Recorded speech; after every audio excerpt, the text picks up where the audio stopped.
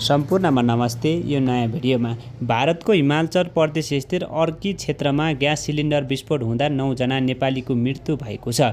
मृत्यु हुनेमा सबै सल्यान जिल्ला सिद्धाकुमाक गाउँपालिका 2 टाकुराका 2 परिवारका सदस्य रहेको पारिवारिक स्रोतले जनाएको छ। सोमबार बिहान करिब 2 बजेको समयमा उनीहरू सुतिरहेको कोठामा राखिएको ग्यास सिलिन्डर अचानक विस्फोट हुँदा घटना भएको। विस्फोटपछि आगलागी समेत भएको, वरपरका घरहरू समेत जलेर ध्वस्त भएका छन्। उनीहरूको घटनास्थलमै ज्यान गएको बताइएको छ। सिद्धकुमाक गाउँपालिका 2 का वडा सदस्य लक्ष्मी विकका अनुसार दुर्घटनामा ज्यान गुमाउनेहरूमा 33 वर्षीय धनबहादुर विक, उहाँकी 32 वर्षीय श्रीमती कविता विक, 16 वर्षीय छोरी राधा विक, 10 वर्षीय छोरी रेणुका विक र 22 महिनाको छोरा राजन विक रहेका छन्। यसैगरी अर्को परिवारका 46 वर्षीय काशीराम विक, उहाँकी 32 वर्षीय श्रीमती टिका विक, 11 वर्षीय छोरी अनु विक र 7 वर्षीय छोरा किरण विकको पनि मृत्यु भएको वडा सदस्य विकले जानकारी दिनुभयो।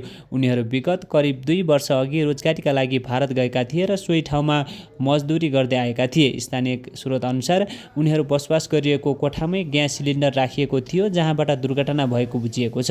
अहिलेसम्म 5 जनाको शव फेला परेको छ भने बाँकी सबको खोजी कार्य जारी छ। शव तितर-बितर भएकाले हालसम्म सबैको औपचारिक रूपमा पहिचान प्रक्रिया पुरा भइ नसकेको र घटनास्थलमा उद्धार तथा खोजी कार्य जारी रहेको बताइएको छ। स्थानीय प्रशासन र सुरक्षाकर्मीको घटनाको कारणबारे थप अनुसन्धान गरिरहेको छ। एकै गाउँमा 9 जनाको एकै मृत्यु भएपछि सिद्धकुमाक गाउँपालिका वडा नम्बर 2 यतिबेला गहिरो शोकमा डुबेको छ। गाउँभरि शोकमा डुबेका छन् भने आफन्त तथा छिमेकीहरू स्तब्ध भएका छन्।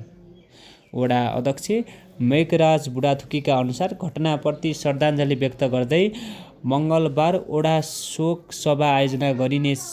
साथै वडा कार्यालयसहित सम्बन्धित सरकारी कार्यालयहरूमा पनि शोक बिदा दिइने निर्णय गरिएको उहाँले जानकारी दिनुभयो। रोजगारी गरेर परिवार पाल्ने सपना बोकेर गएका उनका नागरिक यसरी अकालमै ज्यान गुमाउनु अत्यन्तै दुःखद र पीडादायी घटना भएको उहाँको भनाइरहेको छ।